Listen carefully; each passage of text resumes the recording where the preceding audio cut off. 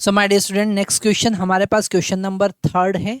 Question में given है particle of mass m is moving in X Y plane such that the velocity at point x comma y is given as v vector is equal to alpha y x के plus 2x y के where alpha is a non-zero constant. Okay, force acting on the particle.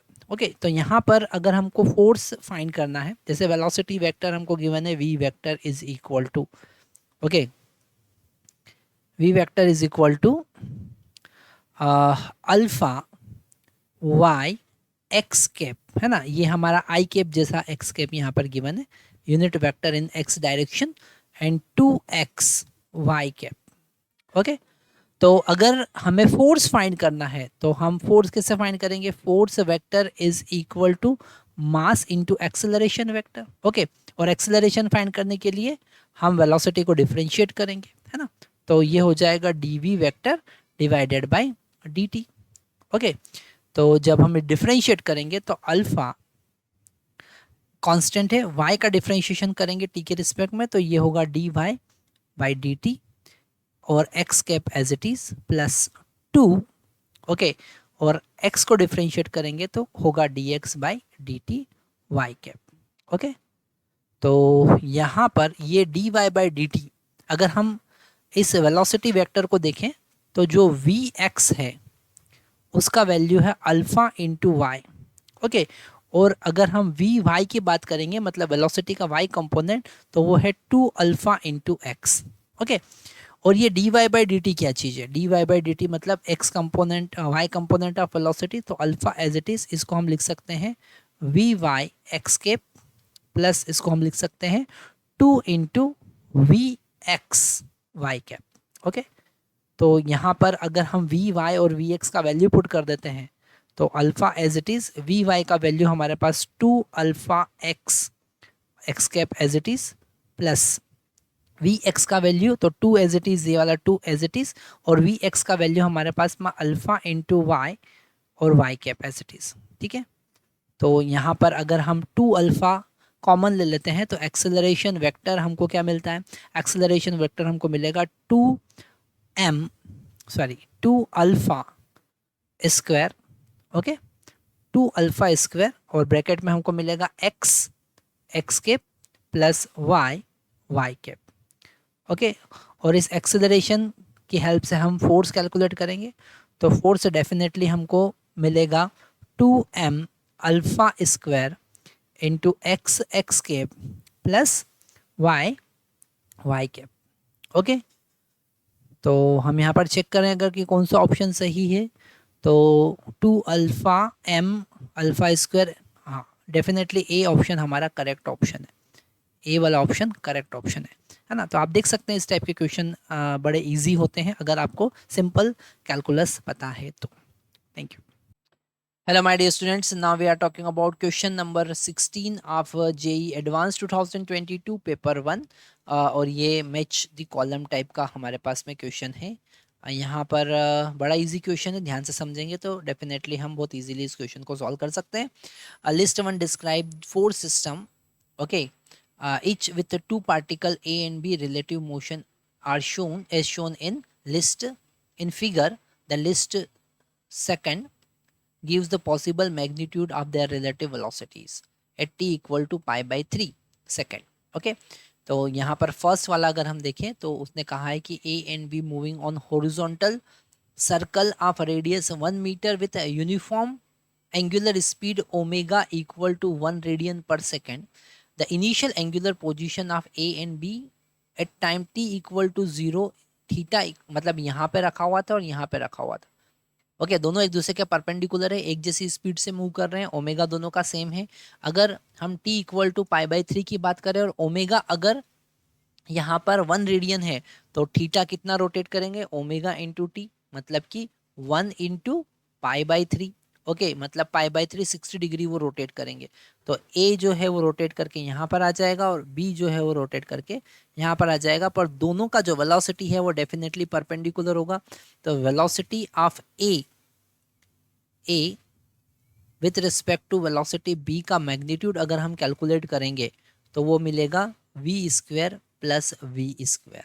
Okay, मतलब कि v√2, और v का value कितना होगा, v का value omega into are होगा, है ना, और ओमेगा का वैल्यू 1 है और r का वैल्यू भी 1 है, मतलब v का वैल्यू हमको यहाँ पर मिल रहा है 1। तो v velocity of a with respect to b first case में हमको मिल रहा है √2 मीटर पर सेकेंड। तो हम यहाँ पर चारों ऑप्शन को देखते हैं। यहाँ पे एक्चुअल में 5 हमारे पास ऑप्शन अवेलेबल है। p का वैल्यू नहीं है, b क्यूब का नहीं है, r भी नहीं, s डेफिनेटली s यहाँ पर फर्स्ट का ऑप्शन हो जाएगा। तो यहाँ पर हम फर्स्ट लिख देते हैं, ठीक है।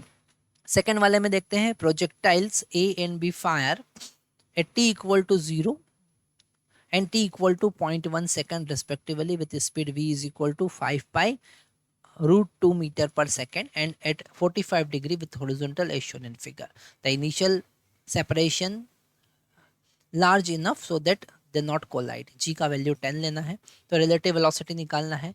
यहाँ पर हम वेलोसिटी का एक्सप्रेशन बहुत इजीली लिख सकते हैं। अगर हम बात करें वेलोसिटी ऑफ a, ओके, तो यहाँ पर हम वेलोसिटी वेक्टर लिख सकते हैं जो कि होगा u cos 45 degree I cap plus u sine 45 degree, okay, minus G T J cap. Okay, और अगर हम वेलोसिटी ऑफ b लिखते हैं तो वहाँ पर जो x कंपोनेंट है वो नेगेटिव हो जाएगा, तो हम लिखेंगे u cos theta 45 degree I cap, minus लिखना पड़ेगा क्योंकि उसका जो x कंपोनेंट है नेगेटिव है b वाले का, प्लस y कंपोनेंट तो पॉजिटिव ही होगा, तो u sine 45 degree minus G, और t की जगह पे t माइनस 0.1 लिखना पड़ेगा क्योंकि उसे 0.1 सेकेंड के बाद हमने थ्रो किया था। ओके, जे के जब हम रिलेटिव वेलोसिटी निकालेंगे, मतलब velocity of a minus velocity of b अगर हम फाइंड करेंगे तो दोनों को सब्ट्रैक्ट करना पड़ेगा, तो यहाँ पर ये दोनों ऐड हो जाएंगे, है ना, फर्स्ट i कंपोनेंट जो होंगे ऐड हो जाएंगे, तो 2u cos 45 आई केप हमको मिलेगा, और y कंपोनेंट की हम बात करेंगे तो साइन 45 कैंसिल होगा, जी टी भी कैंसिल होगा, और y कंपोनेंट में हमको मिलेगा plus g into 0.1 J cap. Okay, जब इसका मैग्नीट्यूड निकालेंगे, मतलब velocity of a with respect to b, इसका जब हम मैग्नीट्यूड फाइंड करेंगे तो यहाँ पर 2u, तो 2u का वैल्यू कितना है, u का वैल्यू है हमारे पास 5 पाई बाई √2, और cos 45 डेफिनेटली 1 बाई √2 होगा, और इसका स्क्वायर प्लस जे कंपोनेंट का स्क्वायर, और 10 इंटू 0.1 यहाँ कैंसिल होकर 1 मिलेगा, तो 1 स्क्वायर, और इसका रूट हम ले लेंगे, तो यहाँ पर √2 2 हो जाएंगे और 2 से कैंसिल होगा, तो हमको यहाँ पर मिलेगा 25 pi square plus 1 root. Okay, अब हम ऑप्शन चेक कर लेंगे, डेफिनेटली यहाँ पर टी ऑप्शन हमको बिल्कुल मैच कर रहा है, तो इसका ऑप्शन होगा टी। अगर हम सारे ऑप्शन जो 4 अवेलेबल ऑप्शन हमारे पास प्रेजेंट है, तो वहाँ पर अगर आप सी को देखेंगे तो बिल्कुल हमारे 2 ऑप्शन मैच कर रहे हैं, फर्स्ट वाला एस है और सेकंड वाला टी के साथ मैच हो रहा है। हम थर्ड वाले के लिए जाते हैं, है ना, तो थर्ड वाले के लिए अगर हम जाएंगे तो यहाँ पर जो थर्ड वाले में दोनों पार्टिकल एसएचएम परफॉर्म कर रहे हैं, उनका पोजीशन का एक्सप्रेशन हमको गिवन है। Two harmonic oscillator A and B moving in X direction according to X A equal to X naught sine T by T naught and X B equal to X naught sine T by T naught plus pi by 2 respectively, starting from T equal to 0, X naught equal to 1 metre and T naught equal to 1 second.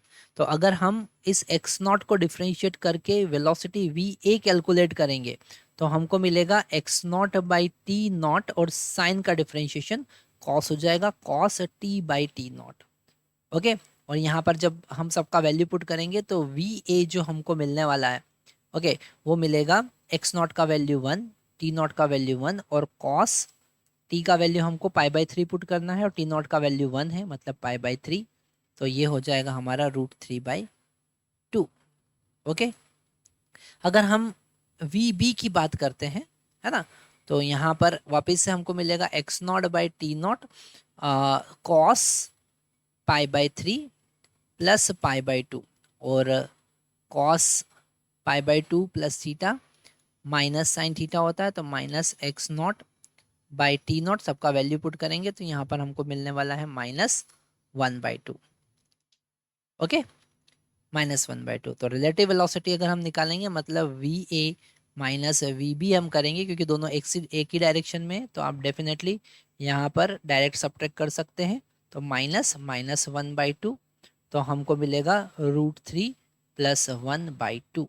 Okay, तो यहाँ पर P option correct होगा, बिल्कुल match कर रहा है हमारा third P के साथ में, है ना। अगर हम फोर्थ वाले की बात करें तो फोर्थ वाले में गिवन है particle a rotating in horizontal plane. Okay, circular path of radius 1 meter on xy plane with a constant angular speed omega is equal to 1 radian per second. Particle B is moving up with speed 3 meter per second vertical upward direction में।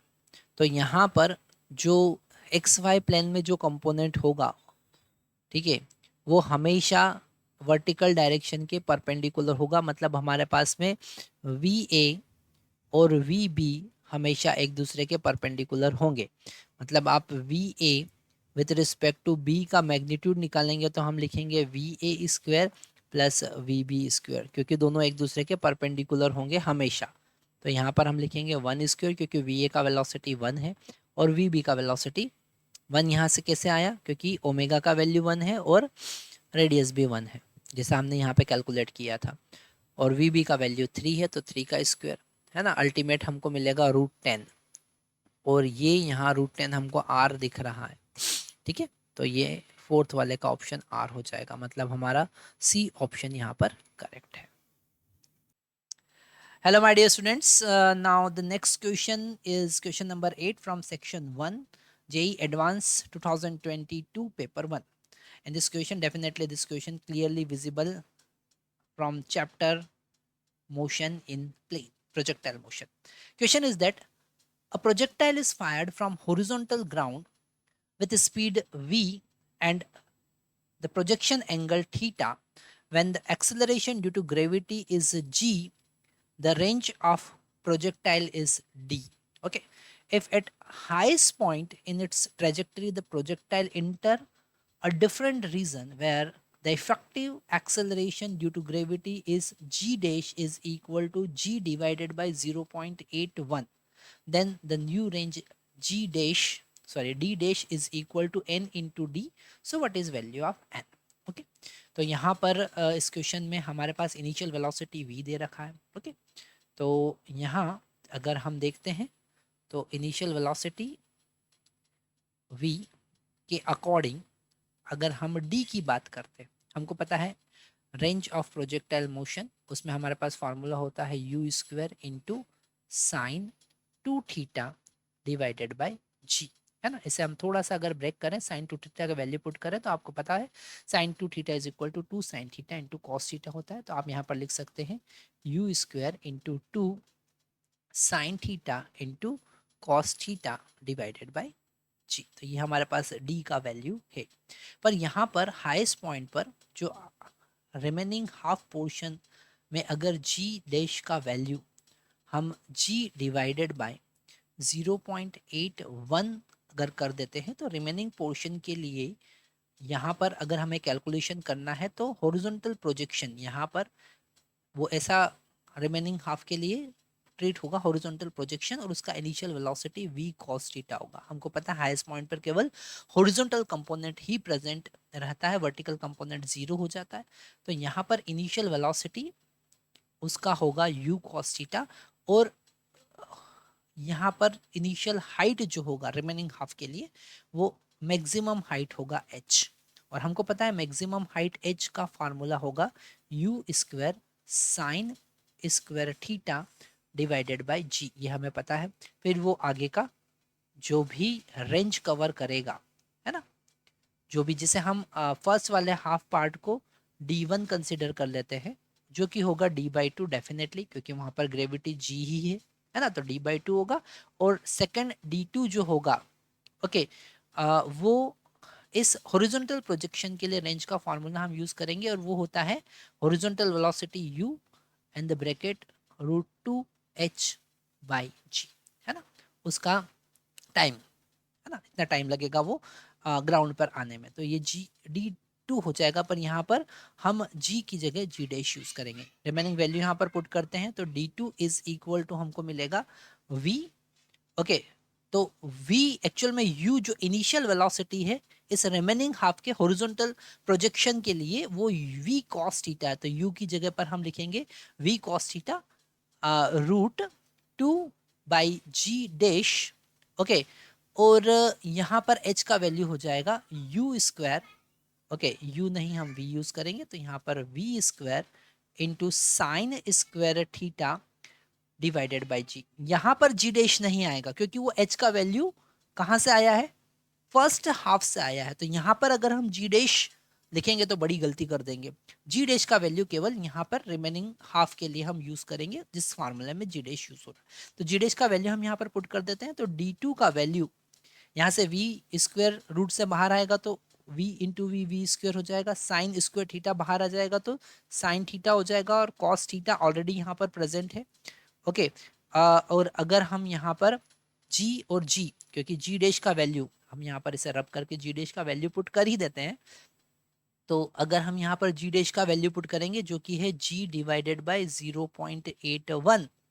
Okay, तो G² बाहर आएगा, G हो जाएगा, और ये 0.81 तो √0.81 numerator में मल्टीप्लाई हो जाएगा।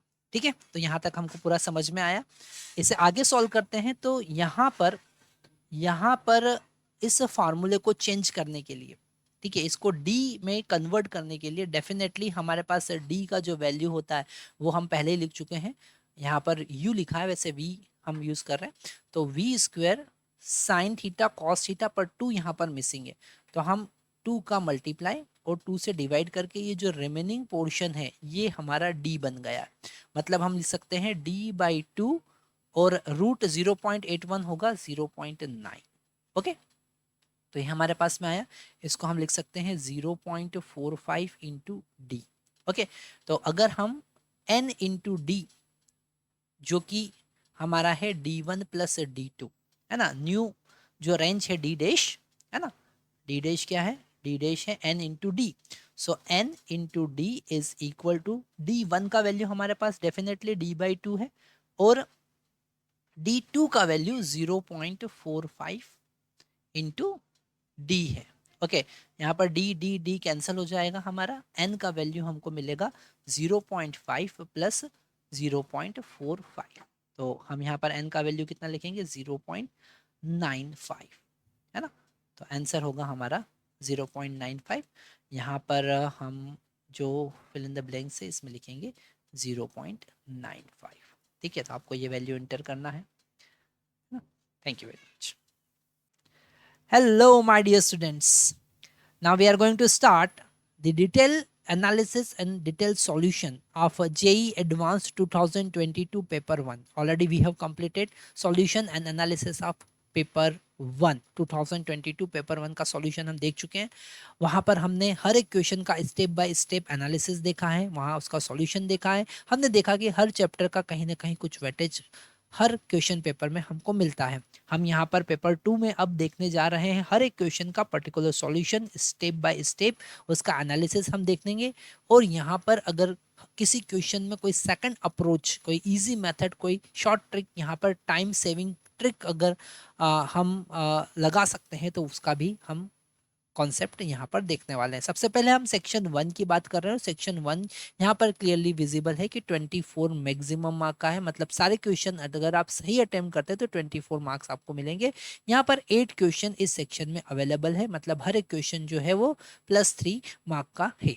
और सबसे अच्छी बात इस सेक्शन में हमारे पास में है सिंगल डिजिट इंटीजर, मतलब कि यहाँ पर 0 से 9 के बीच में ही वैल्यू होगी, इंटीजर वैल्यू होगी, तो ये एक बेनिफिट हमको यहाँ पर मिलता है। अगर हम यहाँ पर कोई वैल्यू एंटर नहीं करते तो 0 मार्क मिलेंगे, और गलत वैल्यू एंटर कर देते हैं -1 मार्क हमको मिलेंगे। हम यहाँ पर फर्स्ट क्वेश्चन देखने जा रहे हैं, और इस फर्स्ट क्वेश्चन में गिवन है particle of mass 1 kg subjected to a force which depends on the position F is equal to kxi के प्लस yj के kg मीटर पर सेकेंड स्क्वायर। k का वैल्यू यहाँ पर 1 kg पर सेकेंड स्क्वायर दे रखा है, और कहा है कि t इक्वल टू 1 पर पार्टिकल का पोजीशन 1/√2 आई कैप प्लस √2 जी कैप मीटर है, और वेलोसिटी भी यहाँ पर इनिशियल उन्होंने दे रखी है। यहाँ पर वी एक्स और वी वाई, एक्स और वाई डायरेक्शन में पार्टिकल की वेलोसिटी के कंपोनेंट है, और उन्होंने कहा है कि ग्रेविटी को कंसिडर यहाँ पर नहीं करना है। जब z इक्वल टू 0.5 मीटर होगा तो x into V X minus Y into V X into V Y minus Y into V X का वैल्यू क्या होगा वो हमको फाइंड करके बताना है। ओके, तो यहाँ पर हम कॉन्सेप्ट यूज कर सकते हैं कि हमें यहाँ पर x में वेलोसिटी के y कंपोनेंट का मल्टीप्लाई करना है और y में वेलोसिटी के x कंपोनेंट का मल्टीप्लाई करना है। हम यहाँ पर मोशन का कॉन्सेप्ट यूज कर सकते हैं, पर हम यहाँ पर एंगुलर मोमेंटम का कॉन्सेप्ट यूज करेंगे, क्योंकि ऐसे एक्सप्रेशन मैक्सिमम कब आते हैं, जब हम डिटरमिनेंट सॉल्व करते हैं। तो यहाँ पर हम फोर्स की अगर बात करें, जो फोर्स उन्होंने कहा है कि this force F is equal to minus k का वैल्यू यहाँ पर 1 है।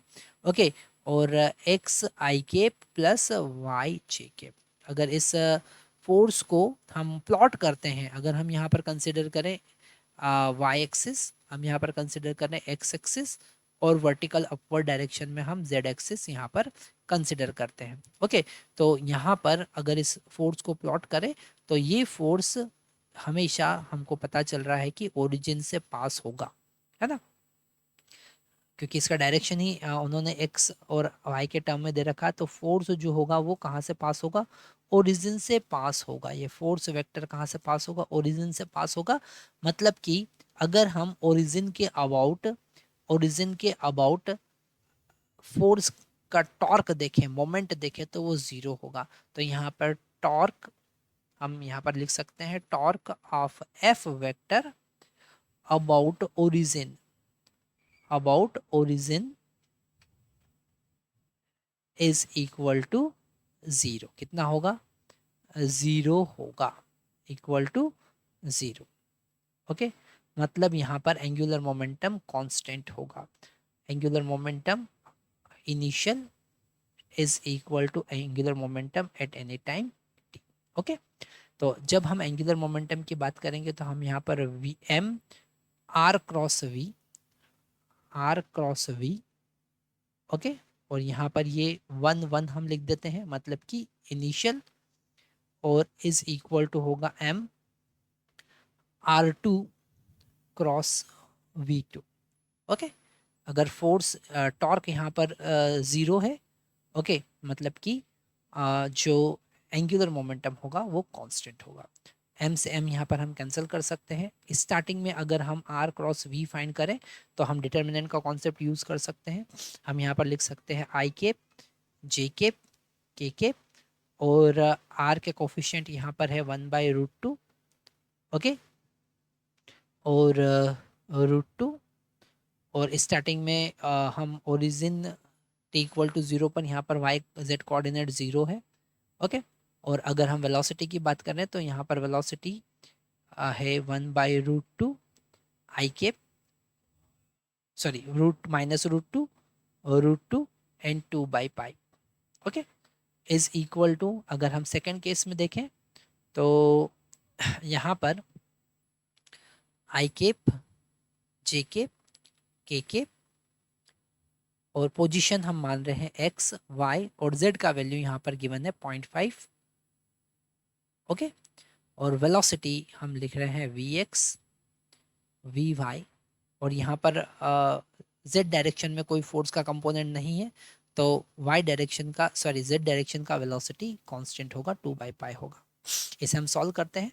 हम यहाँ पर के के लिए सॉल्व करेंगे, है ना, तो अगर हम के लिए सॉल्व करते हैं फॉर के ओनली, फॉर के अगर हम सॉल्व करें तो यहाँ पर हमको मिलेगा 1/√2 into √2 that is equal to 1, और √2 into √2 that is equal to 2, और यहाँ पर +2 हमको मिलेगा क्योंकि माइनस यहाँ पर आ रहा है, इज इक्वल टू, अगर हम यहाँ पर सेकेंड साइड x डायरेक्शन में सॉल्व करें तो हमको मिलेगा x into V Y minus Y into V X. इसीलिए हमने ये पूरा कॉन्सेप्ट यूज किया है टॉर्क का। तो हमको x into V Y plus minus Y into V X equal to कितना मिला, 3। तो हमारा आंसर होगा यहाँ पर 3। ओके, तो आप देख सकते हैं कि अगर हम यहाँ पर मोशन का कॉन्सेप्ट यूज करते हैं इसी क्वेश्चन को सॉल्व करने के लिए, क्वेश्चन बड़ा टिपिकल हो जाएगा। मिनिमम आपका ये 15 to 20 मिनट कंज्यूम करेगा, पर यहाँ पर अगर आप टॉर्क का कॉन्सेप्ट यूज करते हैं तो ये क्वेश्चन बहुत जल्दी आप सॉल्व कर सकते हैं। थैंक यू मेरे प्यारे बच्चों, हम यहाँ पर स्टार्ट करने जा रहे हैं जेई एडवांस 2023 पेपर 1 का सॉल्यूशन। हम यहाँ पर पूरे पेपर का एनालिसिस करने जा रहे हैं। हम यहाँ पर चेक करेंगे स्टेप बाय स्टेप हर एक क्वेश्चन का सॉल्यूशन, उसका एनालिसिस। हम यहाँ पर यह भी देखेंगे कि किस चैप्टर का वेटेज यहाँ पर इन क्वेश्चन के अकॉर्डिंग कितना है। कुछ क्वेश्चंस हमें यहाँ पर ऐसे पता चलते हैं, उन क्वेश्चन में मल्टीपल चैप्टर के कॉन्सेप्ट यूज होते हैं। हम यहाँ पर इंटीग्रेशन डिफरेंशिएशन के बहुत सारे कॉन्सेप्ट यूज हो रहे हैं, हर एक क्वेश्चन में उसका एनालिसिस करने वाले हैं। ओके, तो यहाँ पर सबसे पहले हम सेक्शन 1 से स्टार्ट कर रहे हैं। तो यहाँ पे सेक्शन 1 हमारे पास में मैक्सिमम 12 मार्क का सेक्शन है, मतलब यहाँ पर अगर हम सारे क्वेश्चन सही अटेम्प्ट करते हैं तो हमें 12 मार्क्स मिलेंगे। ओके, यहाँ पर इस सेक्शन में हमारे पास में 3 क्वेश्चंस अवेलेबल हैं और हर एक क्वेश्चन के ABCD 4 सॉल्यूशन होंगे। ओके, और 1 और मोर देन 1 ऑप्शन करेक्ट हो सकते हैं, मतलब जो 4 ऑप्शन होंगे उसमें मल्टीपल ऑप्शन करेक्ट हो सकते हैं। अगर हम किसी क्वेश्चन में चारों ऑप्शन सही हैं और चारों आप सही टिक कर देते हैं तो +4 मार्क आपको मिलेंगे। अगर 3 ऑप्शन वहाँ पर सही हैं और तीनों सही कर देते हैं, 4 ऑप्शन सही है और उसमें से 3 सही कर देते हैं, मतलब कि 4 ऑप्शन अगर सही है और उसमें से अगर आप 3 सही चूज कर देते हैं तो आपको +3 मार्क मिलेंगे। अगर हमारे पास 3 ऑप्शन या उससे ज़्यादा ऑप्शन सही हैं और आप उसमें से 2 चूज कर देते हैं, करेक्ट ऑप्शन टिक कर देते हैं, तो आपको +2 मार्क मिलेंगे। सेम एज इट इज +1 कब मिलने वाला है आपको? जब 2 ऑप्शन या उससे ज़्यादा ऑप्शन करेक्ट हो और उसमें से आप केवल एक ऑप्शन सही सिलेक्ट करते हैं। अगर हम कोई ऑप्शन चूज नहीं करते तो डेफिनेटली हमको 0 मार्क मिलेंगे, और अगर हम कोई भी गलत ऑप्शन चूज कर देते हैं तो हमको -2 मार्क मिलने वाले हैं। तो यहाँ पर उन्होंने एक एग्जाम्पल भी दे रखा है। इस टाइप के सेक्शन बड़े इंटरेस्टिंग होते हैं, और यहाँ पर जब कभी हम इस टाइप के मल्टीपल ऑप्शन करेक्ट ऑप्शन वाले क्वेश्चन सॉल्व करते हैं तो हमको ऑप्शन वाइज चलना चाहिए, एक एक ऑप्शन को हमको चेक करते हुए आगे बढ़ना है। तो फर्स्ट क्वेश्चन हमारे कंप्यूटर स्क्रीन पर है। क्वेश्चन में गिवन है a slide with a frictionless curved surface which become horizontal at its lower end। Okay, जैसा यहाँ पर हमको ये स्लाइड दिख रहा है, ओके, ऊपर वाला जो दिख रहा है ना, इसका हाइट यहाँ पर H डायग्राम में गिवन है, और ये जो एक छोटा सा पार्टिकल है ये इसके ऊपर स्लाइड करता है, और जब सबसे लोएस्ट पॉइंट पे जाता है तो हॉरिजॉन्टल हो जाता है, और उसका वेलोसिटी यहाँ पर u0 वेक्टर गिवन है। ओके, तो आगे देखते हैं। Is fixed on the terrace of building of height h। ये एक बिल्डिंग है जिसकी हाइट h पर ये फिक्स्ड है। Okay, from the ground is shown in figure. A spherical ball of mass m is released on the slide from the rest at height h from the top of the terrace. Okay, तो ये diagram में दिख ही रहा है हमको, जैसा कि, और हम समझ भी चुके हैं कि क्वेश्चन में क्या कहना चाह रहे हैं वो। the ball leaves the slide with velocity u0 is equal to u0 escape, मतलब x डायरेक्शन में उसका इनिशियल वेलोसिटी हो जाता है जैसा हमको डायग्राम में दिख रहा है। Okay, falls on the ground at a distance d from the building making angle theta with horizontal। Okay, और यहाँ पर इसका जितने वेलोसिटी से ये यहाँ पर स्ट्राइक कर रही है, टकरा रही है, उसका जो एंगल है वो जरा ध्यान से हमको समझना पड़ेगा। ये जो एंगल है वो एंगल है थीटा। ओके, जब कभी हम इस एंगल की बात करेंगे तो हमको वेलोसिटी का कॉन्सेप्ट यूज करना पड़ेगा कि वो कितनी वेलोसिटी से टकरा रही है। ओके, उसके बाद में यहाँ पर डी डिस्टेंस पे गिवन है, वो डी डिस्टेंस पे जाकर टकरा रही है। It bounces of with velocity v, जैसा यहाँ पर दिख रहा है, वापस से v वेलोसिटी से वो रिबाउंड करती है ना, and reaches up to maximum height h1। the acceleration due to gravity is g and coefficient of restitution। ये एक बहुत इंपॉर्टेंट पॉइंट यहाँ पर गिवन है जो ध्यान से समझना है कि कोफिशिएंट ऑफ रेस्टिट्यूशन 1/√3 गिवन है। ओके, तो कौन सा ऑप्शन हमारे पास सही है? सबसे फर्स्ट ऑप्शन यहाँ पर ए है, जो कि कह रहा है कि U naught is equal to root 2gh X cap होगा। ओके, तो यहाँ पर अगर हम एनर्जी कंजर्वेशन का कॉन्सेप्ट लगाते हैं, ओके, अगर हम फर्स्ट केस के लिए एनर्जी कंजर्वेशन का कॉन्सेप्ट लगाते हैं, बड़ा इजी कॉन्सेप्ट है ये, तो हम डायरेक्टली भी बोल सकते हैं। अगर हम एनर्जी कंजर्वेशन का कॉन्सेप्ट लगाते हैं तो हाईएस्ट पॉइंट पर उसका kinetic energy 0, potential energy mgh होगा, ओके, और final kinetic energy half m u not square होगा और पोटेंशियल एनर्जी 0 हो जाएगा। तो यहाँ m से m हम कैंसिल करेंगे और u नॉट का वैल्यू रूट 2gh होगा। और अगर हम इसे वेक्टर फॉर्म में लिखते हैं तो डेफिनेटली ये x डायरेक्शन का होगा, तो 2gh x कैप हम लिख सकते हैं। तो बिल्कुल सही है, फर्स्ट वाला ऑप्शन बिल्कुल सही है। ओके, यहाँ पर फर्स्ट वाला ऑप्शन बिल्कुल सही है। सेकंड वाला ऑप्शन को अगर हम देखें तो उन्होंने कह रखा है कि v जो है, मतलब आफ्टर बाउंस, सॉरी, जब वो बाउंस करेगी है ना, वापस से जब वो टकरा के वापस से रिबाउंस करेगी तो v वेलोसिटी हो जाएगा, और उस v वेलोसिटी के दो कंपोनेंट होंगे और दोनों जीरो हैं, सॉरी दोनों कंपोनेंट इक्वल है रूट 2gh, और रूट 2gh पर जो z कंपोनेंट है वो नेगेटिव दे रखा है, जो कि बिल्कुल गलत है। आप इस वेक्टर रिप्रेजेंटेशन से ही उसका एनालिसिस कर सकते हैं, है ना। तो ये बी वाला ऑप्शन यहाँ पर गलत है, डायरेक्टली आप लिख सकते हैं, क्योंकि वो जो भी उनके कंपोनेंट होंगे, है ना, जो भी कंपोनेंट होंगे, यहाँ पर दो कंपोनेंट होंगे, एक वर्टिकल अपवर्ड कंपोनेंट होगा, एक हॉरिजॉन्टल कंपोनेंट होगा। ठीक है, डेफिनेटली हॉरिजॉन्टल कंपोनेंट कभी चेंज नहीं होने वाला है, क्योंकि हॉरिजॉन्टल कंपोनेंट में कोई फोर्स नहीं लग रहा है, तो वो रूट 2gh ही होगा। ठीक है, तो यहाँ पर हॉरिजॉन्टल कंपोनेंट रूट 2gh ही होगा, और वर्टिकल vy अगर हमको फाइंड करना है ना, तो यहाँ पर हमको वर्टिकल कंपोनेंट के लिए कोफिशिएंट ऑफ फ्रस्ट्रेशन का कॉन्सेप्ट यूज करना पड़ेगा। मतलब फर्स्ट वाला तो हमने यहाँ पर जो ऑप्शन है उसके लिए सॉल्यूशन देख लिया, ये ए के लिए हमने सॉल्यूशन देख लिया था। अब हम बी के लिए अगर सॉल्यूशन देखें तो कोफिशिएंट ऑफ रेस्टिट्यूशन का कॉन्सेप्ट हम सबसे पहले यूज करेंगे, है ना। तो कोफिशिएंट ऑफ रेस्टिट्यूशन ई क्या होता है ना, velocity of separation divided by velocity of approach, मतलब v2 minus v1 divided by u1 minus u2, ये उसका फार्मूला होता है। ठीक है, और कोफिशिएंट ऑफ रेस्टिट्यूशन यहाँ पर 1/√3 दे रखा है, देख ना, 1/√3 इज इक्वल टू, ये जो सरफेस है, ये जो सरफेस है इसका वेलोसिटी हम 0 कंसिडर करके चलते हैं, क्योंकि इनिशियल और फाइनल वेलोसिटी तो 0 होगा। इसको हम सेकंड ऑब्जेक्ट कंसिडर करके चलते हैं, तो ये v2 जो होगा वो भी 0 होगा, और u2 जो होगा वो भी 0 होगा, है ना। माइनस v1 हम लिखेंगे, और v1 का वैल्यू यहाँ पर vy है, और इनिशियल वेलोसिटी यहाँ पर अगर हम रिबाउंड के पहले वेलोसिटी देखें, है ना, तो वो थोड़ा सा ध्यान से हमको समझना पड़ेगा कि यहाँ पर जब वो टकराएगी बॉल, तो उसका वर्टिकल डाउनवर्ड कंपोनेंट कितना होगा, वर्टिकल डाउनवर्ड कंपोनेंट होगा रूट 2g, और h का value 3h। Okay, vertical downward component कितना होगा, रूट 2g इंटू 3h।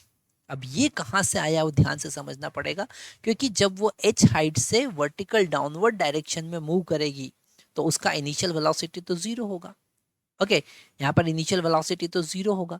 तो अगर हम vy की बात करें, है ना, अगर हम इसके वर्टिकल कंपोनेंट की बात करें तो वहां पर हम लिख सकते हैं, लास्ट वाला थर्ड इक्वेशन आप यूज करके ये वाला कॉन्सेप्ट यूज कर सकते हैं, है ना। तो यहाँ पर उसका वर्टिकल डाउनवर्ड कंपोनेंट जो होगा रूट 6gh होगा। ठीक है, अगर यहाँ पर अभी भी आपको कोई डाउट है कि ये कैसे आया है तो आप कमेंट में जरूर लिखिएगा कि सर हमको समझ में नहीं आया, तो हम इसे और प्रॉपर एक्सप्लेन करके बताएंगे, क्योंकि यहाँ पर आपको हॉरिजॉन्टल प्रोजेक्शन के कॉन्सेप्ट क्लियर होना चाहिए। जब हम किसी बॉडी को हॉरिजॉन्टली प्रोजेक्ट करते हैं h हाइट से, और वो जब ग्राउंड को पे टकराती है ना, जैसे हमने यहाँ पर हॉरिजॉन्टली प्रोजेक्शन किया, तो जब वो ग्राउंड पर टकराएगी तो उसके वेलोसिटी के दो कंपोनेंट होंगे, हॉरिजॉन्टल कंपोनेंट तो यू ही होगा, पर वर्टिकल कंपोनेंट कितना हो जाएगा, रूट 2gh, और h का वैल्यू यहाँ पर 3h गिवन है, यहाँ पर h का वैल्यू कितना है, 3h गिवन है है ना। आप देख सकते हैं इस क्वेश्चन में हमारे पास में दो चैप्टर के कॉन्सेप्ट कंबाइन है, एक तो हॉरिजॉन्टल प्रोजेक्शन मतलब मोशन इन टू डायमेंशन, और एक न्यूटन्स लॉ ऑफ मोशन में कोलिजन का कॉन्सेप्ट यहाँ पर हम यूज कर रहे हैं, कोफिशिएंट ऑफ रेस्टिट्यूशन का कॉन्सेप्ट यूज कर रहे हैं। तो यहाँ पर इनिशियल उसका वेलोसिटी था √6 g h। ओके, अगर हम वी वाई की वैल्यू फाइंड करें, क्योंकि यहाँ पर वर्टिकल डाउनवर्ड था तो वेलोसिटी का हमको आगे माइनस साइन लगाना पड़ेगा, और वी वाई का वैल्यू हमारे पास में मिलेगा 1/√3 इंटू √6 g h, मतलब कि √2 g h। यहाँ से हमको पता चल रहा है कि जो हॉरिजॉन्टल कंपोनेंट है वही वर्टिकल कंपोनेंट भी है, √2 g h, है ना।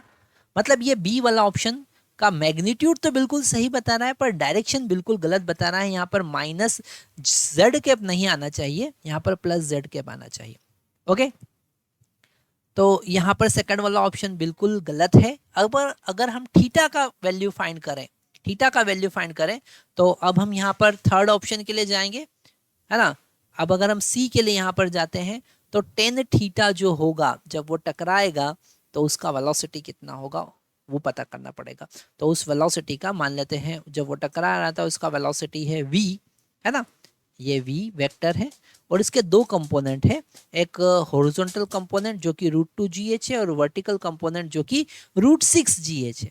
तो vertical component that is √6 g h divided by horizontal component that is √2 g h। यहाँ पर कैंसिल करेंगे तो √3 हमको मिलेगा, और टेन थीटा का वैल्यू √3 कब होता है, जब theta is equal to 60 degree होता है। कितना होता है, theta is equal to 60 degree, है ना। तो यहाँ पर ये थीटा डेफिनेटली ये एंगल या फिर हम अपोजिट एंगल कहें थीटा, तो डेफिनेटली 60 डिग्री होगा। मतलब ये जो सी वाला ऑप्शन है ये बिल्कुल सही ऑप्शन है। ओके, अब अगर हम डी ऑप्शन को देखें तो डी ऑप्शन में गिवन है कि small D divided by h1। h1 क्या है, थोड़ा सा इसे हमें रब करना पड़ेगा, या हम दूसरा स्लाइड ले लेते हैं। एक मिनट आप रुकिए, हम दूसरा स्लाइड, तो यहाँ पर हमने दूसरा स्लाइड ले लिया है। ओके, अब अगर हम यहाँ पर सबसे पहले डी का वैल्यू कैलकुलेट करें, है ना, तो डी का वैल्यू कैलकुलेट करने के लिए हम लिखेंगे, अब हम यहाँ पर डी ऑप्शन के सॉल्यूशन की बात कर रहे हैं। अगर हम डी का वैल्यू देखेंगे तो हमको पता है रेंज इन हॉरिजॉन्टल प्रोजेक्शन वो होता है u इंटू 2h/g। तो 2h का वैल्यू यहाँ पर 3h है डिवाइडेड बाई g, है ना। ये हॉरिजॉन्टल प्रोजेक्शन के कॉन्सेप्ट आप पहले अच्छे से समझिएगा, उसके बाद ही ये क्वेश्चन आप अटेंड कीजिएगा, नहीं तो ये समझ में आने वाला नहीं है, क्योंकि हम यहाँ पर डायरेक्ट कॉन्सेप्ट यूज कर रहे हैं, है ना। तो एक बार आप हॉरिजॉन्टल प्रोजेक्शन के शॉर्ट नोट्स रिवाइज कर लीजिए, उसके बाद ही ये वाला क्वेश्चन आप अटेंड कीजिएगा। यू का वैल्यू हम यहाँ पर पुट कर देंगे, तो डी इज इक्वल टू हो जाएगा √2 g h, जो हम पहले ही कैलकुलेट कर चुके थे, और ये हो जाएगा 6h डिवाइडेड बाई जी। ये √g से √g यहाँ पर कैंसिल हो जाएगा, ये रूट जो है वो g पर भी है पूरा, ठीक है, √g से √g कैंसिल हो जाएगा। d इक्वल टू हमको मिलेगा, तो यहाँ पर अगर हम देखें तो हमको मिलेगा 2√3 इंटू h।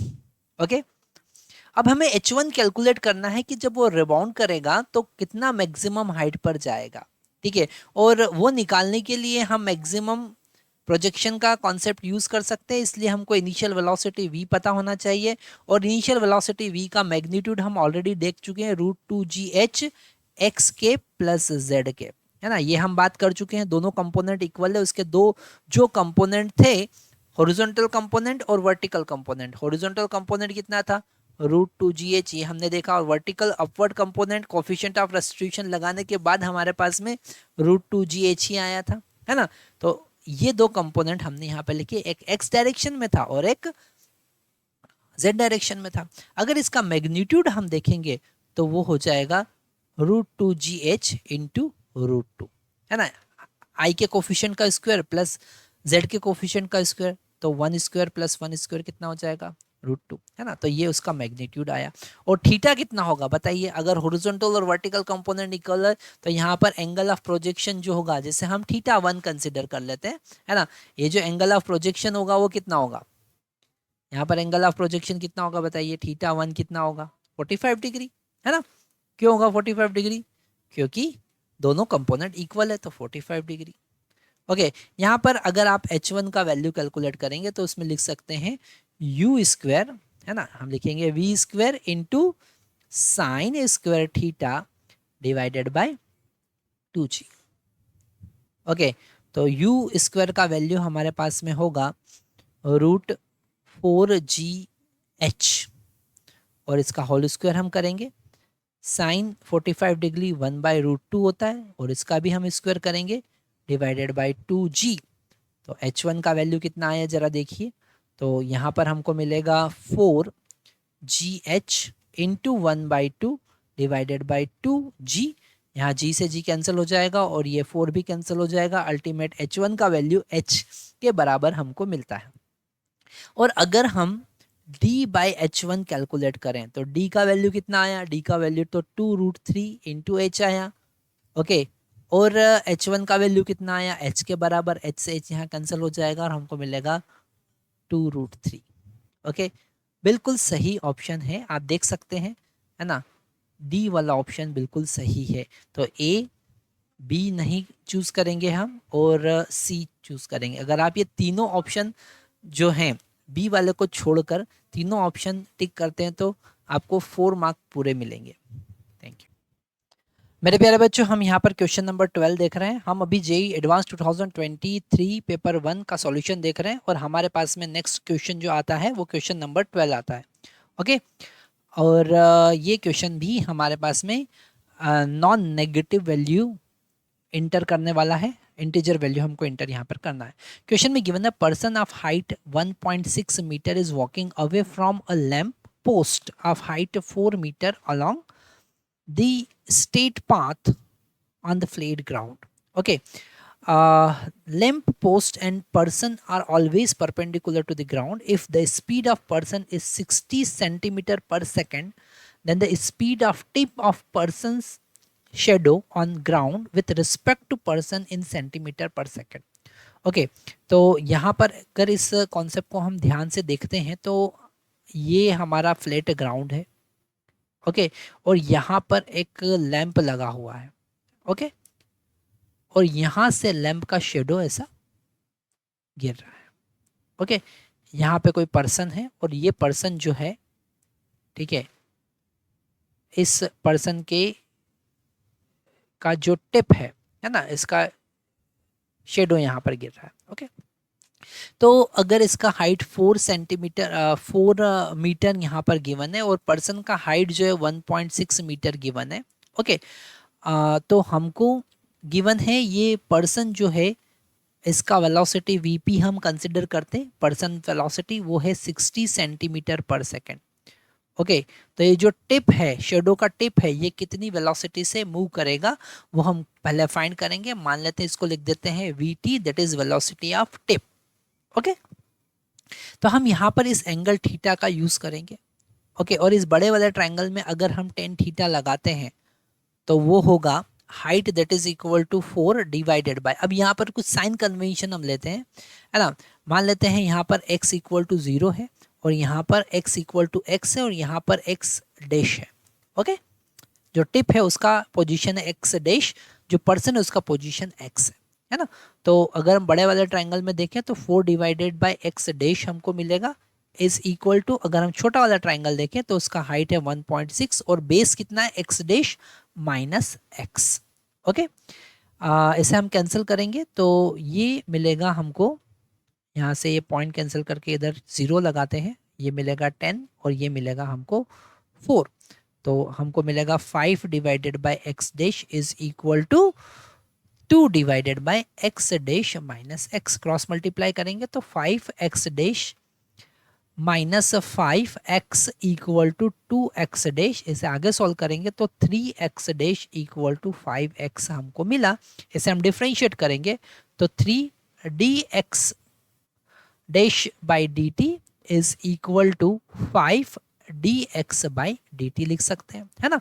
तो ये हो जाएगा 3, that is velocity of tip, okay, x dash मतलब वेलोसिटी ऑफ टिप इंटू 5 और ये वेलोसिटी ऑफ पर्सन, ओके।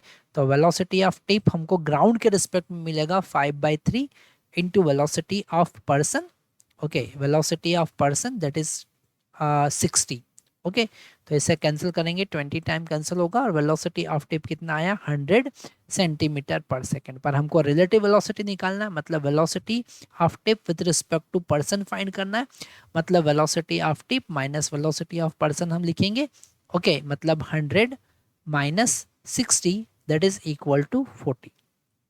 तो हमारा आंसर आने वाला है 40 सेंटीमीटर पर सेकेंड, ओके। तो आप इंटर कीजिए 40 सेंटीमीटर पर second, your answer will be correct. Hello my dear students, next question हम क्वेश्चन नंबर 9 देख रहे हैं और ये क्वेश्चन हमारे सेक्शन 3 का क्वेश्चन है। मतलब कि यहाँ पर हमारे पास में आंसर जो आना चाहिए वो नॉन नेगेटिव इंटीजर टाइप आना चाहिए, मतलब पहला तो इंटीजर और पॉजिटिव वैल्यू होना चाहिए और यहाँ पर नेगेटिव मार्किंग नहीं है। तो ये क्वेश्चन, इस टाइप के क्वेश्चन हमको जरूर अटेम्प्ट करना है। क्वेश्चन में गिवन है a ball is thrown from the location x not comma y not is equal to 0,0, मतलब इनिशियली हमने ओरिजिन से प्रोजेक्ट किया है from horizontal playground with an initial velocity v not at angle theta not from positive x direction. The ball is to be hit by a stone which is thrown at the same time from the location x1 comma y1 that is equal to l comma 0. The stone is thrown at angle 180 minus theta 1, मतलब हमने ultimate angle of projection theta 1 से project किया है from the positive x direction with suitable initial velocity for a fixed value of v not when theta not and theta 1 is equal to 45,45. Then the stone hit the ball after t1, and the when theta naught comma theta 1 is equal to 60 comma 30 degree, it hits it after time t2. तो हमको बताना है t1 by t2 whole square का value क्या होगा। तो यहाँ पर जब कभी हमारे पास में मल्टीपल प्रोजेक्शन से रिलेटेड कोई भी क्वेश्चन आता है तो हमको रिलेटिव वेलोसिटी, रिलेटिव मोशन का कॉन्सेप्ट लगाना है, ओके। तो यहाँ पर अगर हमने एक हॉरिजॉन्टल ग्राउंड से एक स्टोन, एक बॉल जिस 0,0 से प्रोजेक्ट किया है, ओके, और एल डिस्टेंस मतलब l,0 से हमने दूसरी बॉल को प्रोजेक्ट किया है, ओके, और सॉरी एक स्टोन को प्रोजेक्ट किया है और वो यहाँ पर इसको हिट करता है, ठीक है, ठीक है। तो यहाँ पर सबसे बड़ा कॉन्सेप्ट हम लगाएंगे रिलेटिव मोशन का, ठीक है।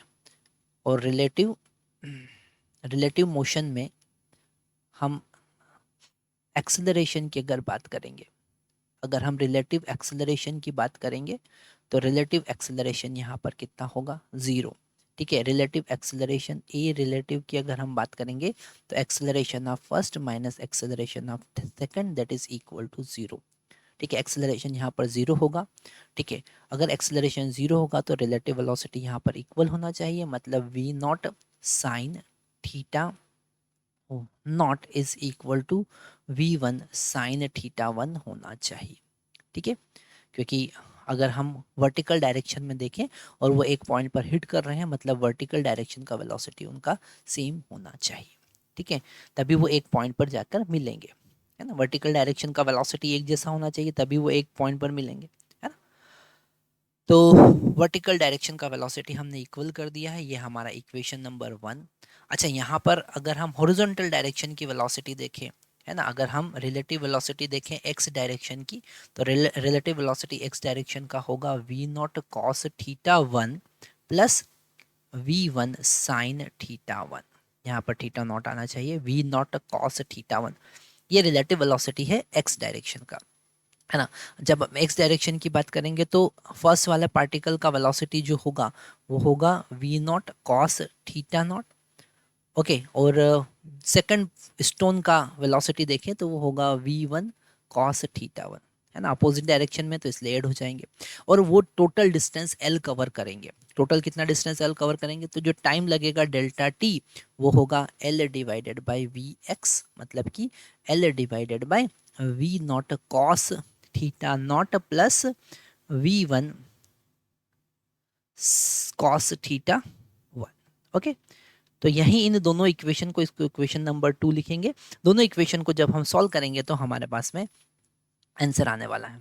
तो सबसे पहले अगर हम T1 की बात करें, है ना, जब हम बात कर रहे हैं फर्स्ट केस की जिसमें theta not comma theta 1 equal to 45 comma 45 degree दे रखा है ना।